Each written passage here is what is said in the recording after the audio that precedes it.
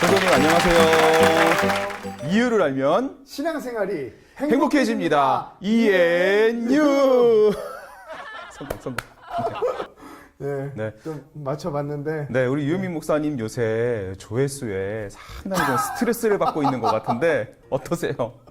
아닙니다. 그래서 저희가 좀 느끼기에는 우리 성도님들한테 더 좋고 쉽게 전달하려고 했는데 그만큼 저희가 좀 부족하구나 이런 좀 마음이 들어서 그런 거지 뭐 절대 조회수 때문은 아닙니다. 네, 우리 밴드에 거의 유영민 목사님께서 최선을 다해서 여러 가지 자료도 올려주시는데 지금 특세의 대신방에 좀 일정이 많은 바쁜 편이고 또 뉴스레터 팀으로 이제 특세를 준비하고 있는데 바쁘시지 않으세요? 바빠도 제 첫 순위는 물론 다른 사역도 있지만 우리 ENU 멤버님들한테 어떻게 하면 이 기독교 컨텐츠를 재고 쉽게 전달할까? 네, 이 고민밖에 없습니다. 네, 그래서 우리가 지난주에 또 웨스트민스터 신앙 고백서와 또 관련된 이야기를 나눴는데요. 네, 어떤 기대로 계속 하고 계시나요, 목사님? 네. 근데 질문이 자꾸 저한테만 오네요. 그러게요. 네, 그래서 어쨌든 저희가 하나하나 관심을 좀 더 가지고 재밌게 그 모든 것들을 받아들일 수 있게 끝내는 사실 저희까지 연결이 되는 거예요. 지식으로만 되는 게 아니라 기독교라고 하는 거를 총체적으로 깨닫고 알아서 단순히 교회 안에서만 활용되는 이 지식이 아니라 세상을 바꿀 수 있는 지식으로 저희가 확장시켜 저희도 사실 부족해요. 그래서 같이 배우는 입장 이런 입장으로 저희도 가고 있기 때문에 같이 함께하면 어떨까 이런 좀 생각을 해봅니다. 네, 좋습니다. 네. 목사님은 요즘 어떻게 지내세요? 저도 예배지원팀 사역 열심히 하면서 스튜디오와 미디어실 이제 꾸며졌으니 봉사자분들을 이제 어떻게 세울 것인가 고민하면서 여기서 바로 그냥 홍보하시는 거예요? 네, 많이 지원해 주시죠. 이제 모든 것이 다 준비됐습니다. 네, 저희가 다 준비하는 거예요. 이 카메라 세팅부터 이 뒤에 TV 또 앞에 연결된 뭐 마이크, 뭐 녹화, 편집을 다 저희가 하고 있어요. 그래서 약간 좀 부족한데 라는 생각 드셔도 응원을 해주시기를 좀 부탁드리겠습니다. 네. 자, 어떻게 오늘 강의를 간략하게 설명해 주시고 이제 들어가려고 하는데요. 오늘 강의는 어떤 건가요? 네, 제가 준비한 내용은 우리 교재 기독교 교파 한눈에 보기 그 이제 두 번째 부분으로 개신교에 대해서 오늘 그 개신교 교파에 대해서 총 8가지가 책에 있는데 그 중에 4가지를 두 가지로 나누는 것보다는 장로교에 대해서 먼저 하고 그리고 루터교, 성공회, 그 다음에 침례교 뭐 이렇게 이제 좀 나눠서 좀 오늘 나눠볼까 합니다. 네. 그래서 저희도 편집을 해서 올릴 때요. 처음에는 저희가 한 4, 50분 가량을 올렸잖아요. 근데 그렇게 하지 않고 뭐 침례교면 침례교 그 구분해서 하나씩 올려드릴게요. 그래서 월요일에는 뭐 시간 되실 때 하나, 뭐 수요일 날 하나 이렇게 하나씩 보면서 저희 강의를 충분히 따라오실 수 있게 길지 않게 약 15분 요정 과정으로 편집할 예정이니까요. 오늘 이승열 목사님 한번 박수 한번 녹화 방송이지만 거기서도 한번 주시겠어요? 예, 방송. 네. 이유 두 번째 시간이고요. 기독교 교파 한눈에 보기 이 책을 통하여서 기독교 교파를 알아야 하는 이유 그 두 번째 시간입니다. 말씀드렸던 것처럼 오늘은 각 교파의 형성 과정과 특징에 대해서 알아보는데요. 총 8개의 교파가 우리 교재 기독교 교파 한눈에 보기에 나와 있습니다. 그 중에 오늘은 4가지를 저와 함께 살펴보고 이것이 편집되어서 아마 매일매일의 좀 영상으로 드려지게 될 텐데요. 이번 한 주간에는 이 4가지, 지금 이제 저와 함께 나눌 4가지에 대해서 보도록 하겠습니다. 이 교파에 대해서 우리가 먼저 살펴보기 전에 우리 성도님들과 구분해야 될, 우리가 좀 알아야 될 것이 있는데요. 많이 궁금해 하실 겁니다. 기독교와 개신교의 차이가 무엇인가? 이 기독교와 개신교의 차이를 알면 이제 이후부터 이야기가 더 쉬워지는데요. 기독교라고 했을 때는 예수 그리스도의 성육신과 죽으심 그리고 3일 만에 부활하심과 다시 오실 것에 대한 약속, 특별히 1세기에 사도들에 의해서 전하여진 그러한 예수님에 대한 그 이야기, 그리고 예수를 그리스도로 고백하며 믿었던 그 종교를 기독교, 큰 범위 안에서 기독교라고 합니다. 우리가 지난번 영상을 통해 웨스트민스터 우리 신앙 고백서를 나누면서 사도신경에 대해서도 잠깐 이야기했었는데요. 그 사도신경에 고백된 내용 하나를 믿고 받아들이는 것이 바로 큰 범주 안에서 기독교가 됩니다. 이 기독교가 이제 세 가지, 크게 나누면 세 가지로 나눠지죠. 바로 로마 가톨릭, 동방정교회, 그리고 개신교 이렇게 나눕니다. 그래서 로마 가톨릭과 동방정교회는 지난주에 유영민 목사님께서 나눠주셨고요. 그리고 이제부터는 이 개신교에 대해서 알아볼 겁니다. 그래서 다시 한번 보자면 기독교 큰 범주 안에 로마 가톨릭, 동방정교회, 개신교가 있다. 자, 그렇다면 개신교는 무엇이냐면 개혁교회를 뜻합니다. 개혁교회. 즉, 개혁 신학을 가지고 신앙생활을 하는 그러한 이제 교단들, 교회들을 개혁교회라고 하는데요. 1517년 루터가 종교개혁을 한 이후에 이제 로마 가톨릭의 그러한 부패와 타락과 교권의 완전한 상실, 그런 것들로부터 이제 분리되어 나와서 저항한다는 의미로 프로테스탄트, 즉 개혁한다는 의미가 되는데, 이 개혁이라는 것은 돌아간다는 의미에서의 개혁입니다. 돌아간다. 어디로 돌아가냐? 초대교회의 신앙으로 돌아간다. 말씀 중심의 신앙으로 돌아간다. 그런 의미로서의 개혁인 것이죠. 그래서 개혁은 로마 가톨릭으로부터 단순히 떨어져 나온 사건만을 의미하는 것이 아니라 원래 그 타락 이전에, 교회가 무너지기 이전에, 교권이 그렇게 타락하기 이전으로 말씀으로 되돌아가는 것, 그것을 개혁, 그러한 신앙을 가진 그러한 교회들을 개혁교회, 개신교라고 합니다. 이해가 좀 되셨나요? 그래서 이 개혁교회에 속한, 개신교회에 속한 교단들 중에 8개를 말씀드린 대로 이 책에서 소개하고, 우리도 이 8개를 같이 함께 나누게 될 텐데요. 그 중에 4가지에 대해서 오늘 보겠습니다. 근데 책의 구성상 역사적인 기원과 특징에 대해서 먼저 나누고, 그 이후에 교리적인 부분, 그리고 성례적인 부분, 좀 나눠놨더라고요. 우리도 그 순서를 따라가는 게 좀 좋을 것 같습니다. 그래서 먼저는 역사적인 그러한 사건 속에서 특징이 무엇인지에 대해서 먼저 간략하게 개혁교회에 속한, 개신교회에 속한 8개의 교회를 함께 살펴볼 텐데요. 그 중에서 이제 이 책의 순서는 루터교가 먼저 나오고, 그 다음에 장로교, 그리고 성공회, 침례교 이런 순서로 나오는데, 시간 관계상 그리고 내용의 중요성에 따라서 먼저 장로교회를 먼저 하는 게 좋겠습니다. 그래서 장로교회 영상을 이걸로 통해서 먼저 보고요. 그리고 나서 루터교, 성공회, 침례교를 또 이어서 나누도록 할 텐데요. 먼저 장로교회, 우리가 신앙생활하고 있는 이 장로교회가 무엇인가? 장로교회는 말씀드렸던 대로 개혁신학의 장로교 정치 제도가 있는 교회들, 장로교회라고 합니다. 다시 한번요. 개혁신학을 가지고 장로회의 정치 제도를 가진 교회가 장로교회라는 것이죠. 그렇기 때문에 이제 개혁주의가 뭔지, 개혁주의 신학이 뭔지 우리가 먼저 살펴봐야 되고, 나눠서 장로교의 정치, 장로 정치 제도에 대해서 나눠서 볼 필요가 있습니다. 자, 먼저는 이제 개혁주의 신학인데요. 이 개혁주의 신학은 종교 개혁을 거쳐서 스위스, 네덜란드, 프랑스, 영국, 스코틀랜드 이렇게 점점 이제 퍼져나간 신학이죠. 그래서 16세기 종교개혁 시기에 활동했던 이 개혁주의 신학자들이 많이 있지만, 그 중에서 두 분을 먼저 함께 살펴보기를 원합니다. 자, 그래서 기독교와 개신교의 차이를 봤고요. 자, 장로교, 그 중에서도 이제 개혁주의 신학을 따른다고 할 때 그 따른다는 의미가 무엇인지에 대해서 볼 텐데, 말씀드린 대로 두 인물, 츠빙글리와 칼빈에 대해서 우리가 이해를 하면, 개혁주의 신학이 이런 거구나 알 수 있습니다. 자, 먼저 이분이 바로 츠빙글리입니다. 잘 보이시나요? 굉장히 잘생기셨는데요. 츠빙글리는 칼빈보다 25년 전에 스위스 취리 지역에서 종교 개혁을 이끈 개혁주의적 프로테스탄트 종교 개혁가에 속하는 것이죠. 종교 개혁 사상의 개척자로도 불립니다. 22살 때 사제로 서품을 받고 그리고 로마 가톨릭에서 사제로서 있다가 두 가지 큰 사건을 이제 겪게 되면서 이 개혁주의 신학으로 돌아서게 되는데요.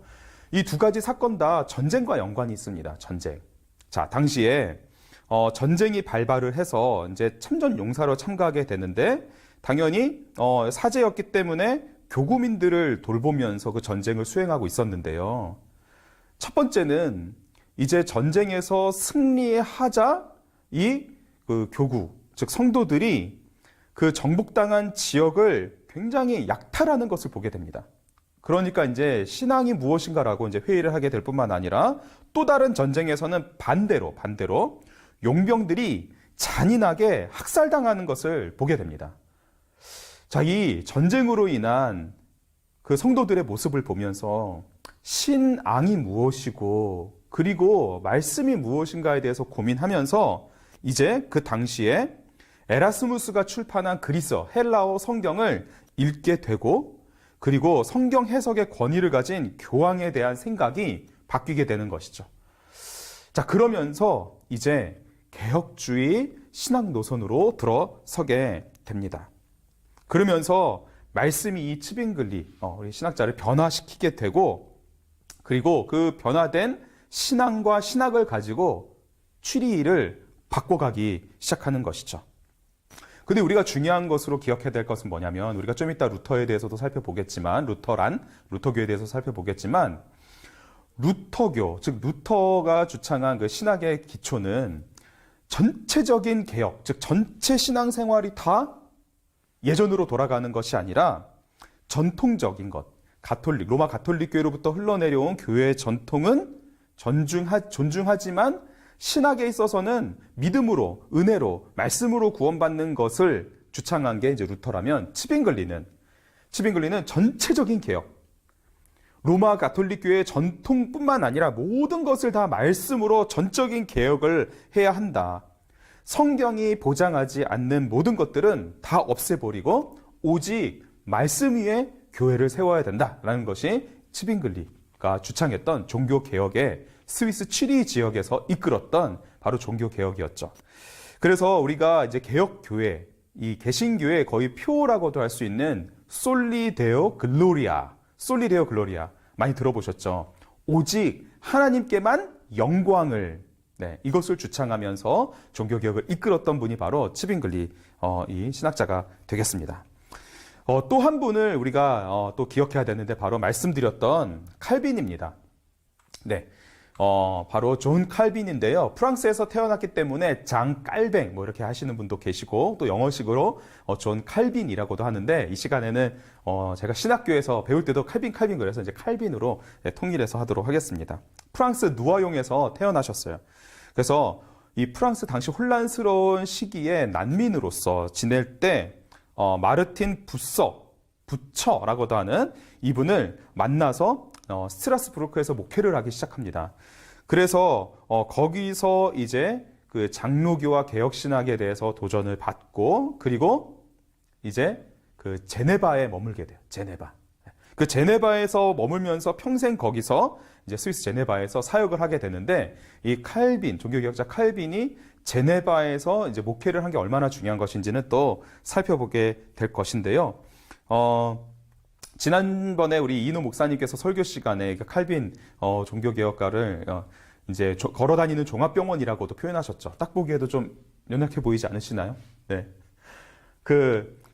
존 칼빈이 했던 아주 중요한 일은 바로 개혁신학 사상을 종합적으로 정리한 것입니다.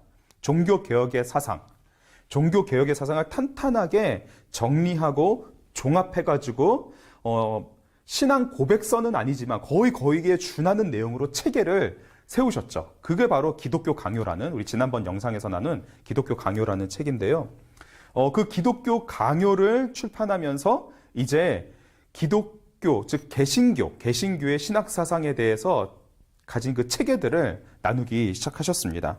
그래서 기독교 강요는 총 4권으로 되어 있는데 거기에는 뭐 하나님에 대해서, 예수 그리스도에 대해서, 인간에 대해서, 죄에 대해서, 교회에 대해서, 신앙생활에 대해서, 그리고 이제 구원에 대해서 여러 가지 내용들을 다 종합한 내용이에요. 그래서 창조주 하나님에 대한 지식과 그리스도 안에서 구속주 하나님에 대한 지식, 그리스도의 은혜를 전달하시는 성령 하나님에 대해서 초점을 맞추고 있을 뿐만 아니라 교회가 가진 여러 가지 은혜의 수단들을 종합함으로써 삼위일체 하나님의 그 은혜 속에 세워진 교회가 어떻게 구원의 사역을 이뤄가는가에 대해서 아주 잘 정리를 했죠.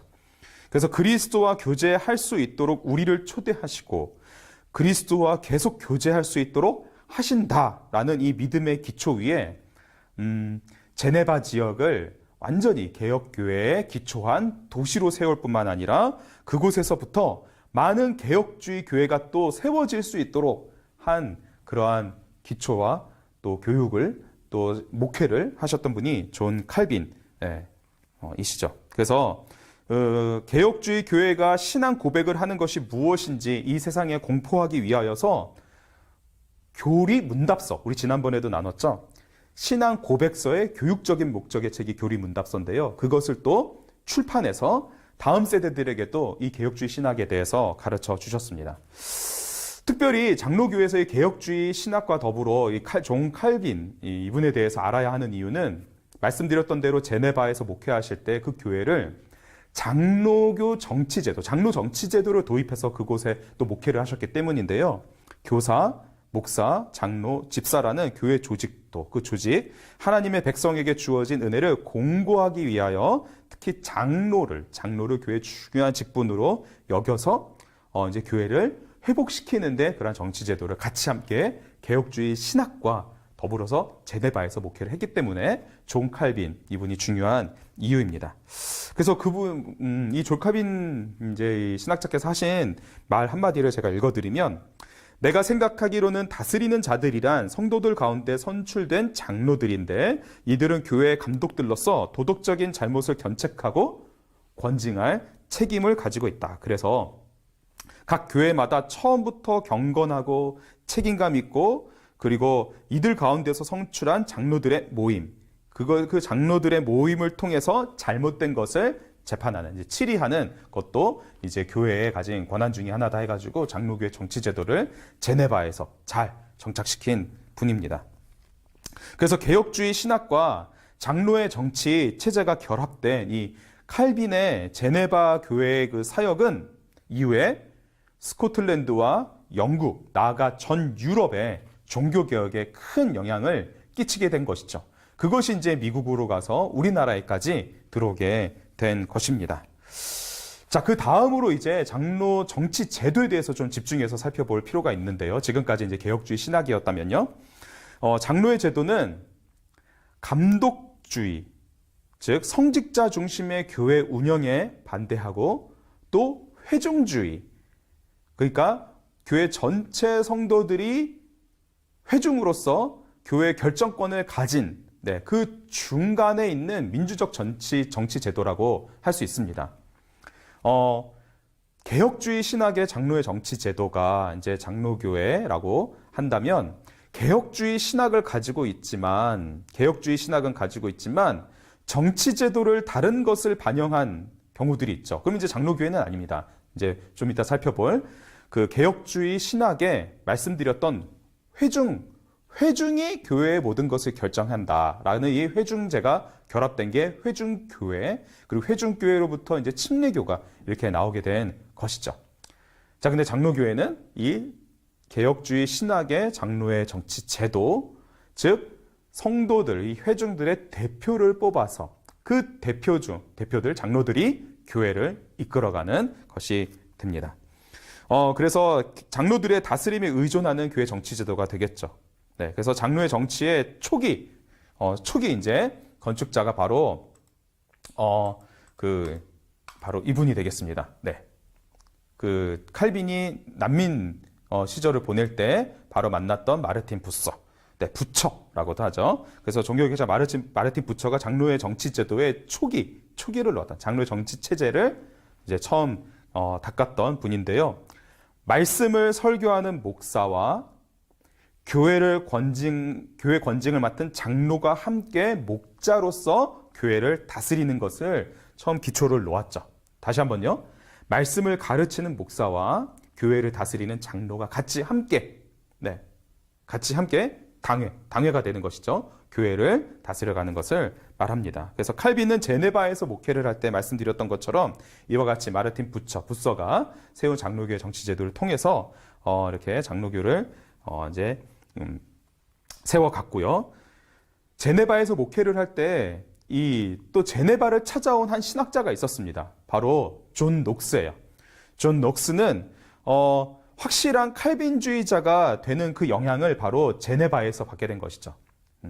마르틴 부서가 칼빈, 그리고 칼빈이 제네바를 통해 존 녹스. 그 존 녹스가 제네바에서 그 개혁주의 신학과 장로의 정치 제도를 잘 보고 배운 다음에 다시 스코틀랜드로 돌아가서 그곳을 이제 그 장로교 정치 제도를 가진 종교 개혁을 이끌었죠. 그래서 그 정치와 종교적 이상을 함께 아우를 수 있는 것이 바로 장로의 정치 제도와 개혁주의 신학이다라고 이제 믿고 스코틀랜드로 돌아가서 이 장로교를 발전을 시켰는데요. 스코틀랜드 신앙 고백서 그리고 제1치리서라는 것을 작성해가지고 스코틀랜드가 국가적인 차원에서 이 장로교를 받아들이도록, 그래서 이 스코틀랜드가 최초의 장로교 국가가 되도록 한 인물이 바로 존 녹스가 되겠습니다. 자, 그래서 영국에서 개혁주의 신학과 장로의 정치 제도를 따르던 이 청교도들이 스코틀랜드의 장로교인들과 힘을 모아서 종교개혁의 절정이라고 할 수 있는, 그쵸? 웨스트민스터 신앙 고백서와 교육교재인 대요리, 소요리, 문답서를 작성을 했고요. 그리고 나중에 청교도들을 통해서 이것이 미국으로 건너가서 미국 장로교의 교리적 표준과 교육 교재가 되었고요. 한국에서는 장로교 선교사들이 이제 와서 그들을 통해서 이제 한국교회 장로교가 뿌리 내려지게 된 것입니다. 그래서 웨스트민스터 신앙 고백서와 교리 문답의 그 중요성에 대해서는 아직 영상을 보지 못하신 분이 계시다면 지난 영상을 한번 보세요. 거기에 이제 그 역사적인 것과 특징들이 나와 있고요.